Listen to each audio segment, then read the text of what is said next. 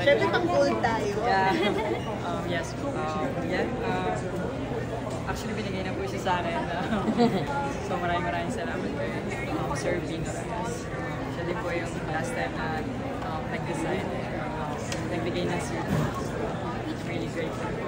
Siyempre sa stylist ko, si Sir Ryan Viloria, and makeup po si Ryan po. So maraming salamat po sa inyo sa palaging pag-aalaga.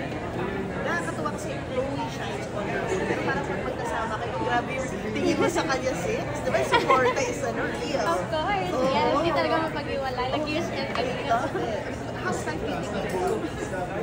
How's life treating you? oh, great. Yeah, we just came from a trip. We watched Beyonce's concert.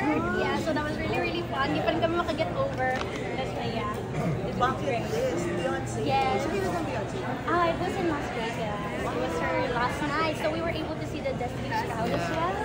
Yes, I know, it's so fun. And Jay-Z was there as well. So fun. Wait, so ano yun? May inspiration ka na para sa next single mo? Yeah, that's why. Actually, my hair wasn't like this. So when I was in US, red siya. Red and the half blonde, right?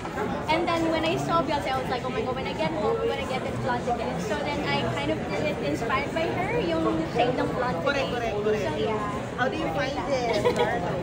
Palagi naman po bagay sa Yeah. any color. Curious lang ako, pag nag-aaway kayo, sino ulit gusto mo? Um, Ay, ano ba eh? Kasi- So, under ka? Hindi naman. Ako lang palagi nagkakamali. Alam mo yung isip doon. Na-train mo siya, ha? No. No, but ikaw naman, kamusta ka? What have you been busy with? Nag-take ka na ba? Yes po, nagpe-prepare para sa World Championships October. Wow, that's too soon. Like, how's trainings like? Medyo mahirap po, pero nakahit naman po.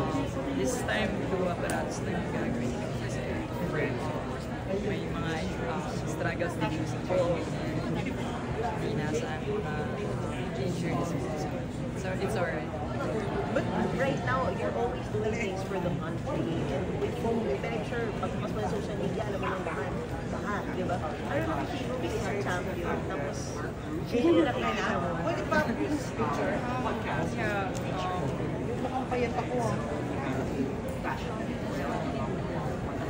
medyo, Ikaw yung way you can talk about it. medyo mahirap din po sa part kasi pinahali po yung aside from this.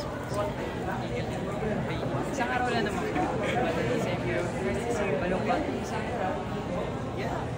After waiting, parang bakit ganun pa din. Sistema sa gymnastics installation. So, sana mag-improve and mas bigyan pansin yung small details like yung mga ganun bagay. Hindi naman ito nag-gamit. So, pagbabago. Pero at least, sana sa paglipas po ng mga panahon, sana mabigyan po nila ng magandang upgrade. Yung sa akin, di ba nangyari? Para last month. Hindi naman po. A few weeks ago. Grabe. But anyway, all the best. Carlos, tatanong, sorry, yung next competition kailan ito? And sorry, how many times a week yung training mo? Yung competition po sa October 5th, first week. So, gaganapin po siya sa Indonesia, Jakarta. And magti-training ka po kami sa Japan for 2 weeks. So ngayon ba, sorry, medyo sport. Nag-research ka na ba kung sino yung mga magiging rival mo for that? Sino yung mong magiging kalaban? Yun ba yung tinututukan mo sa ngayon? Actually, nakapag-focus po ako sa performance po, sa consider. Lalaro po. Alam ko, every year may bago po. Especially mga bata. And yung malalakas po. Pero hindi usual Japan, China, UK, sila po yung mga usual. So, nasa Instagram naman po lahat na po sila mag-post. So, napapanood ko sila. Okay, Chloe, sasama ka ba sa training niya abroad? Yeah, of course. You have to be there to support. Well, I always ask him naman if which one would you like, but which one would you prefer? Do you want to prefer me staying here sa Philippines or Australia, or he wants me to come along. And yeah, the answer is I'm coming along. So Ikaw yun. pala source of strength talaga. Ikaw talaga yun. God bless. And syempre, gusto namin manalo kasi you represent the Philippines. Thank you po. Thank you. Thank you po. Wala pa po masyado. Yeah. Kasi we're still gonna promote pa rin. The new one. Yes. Yes.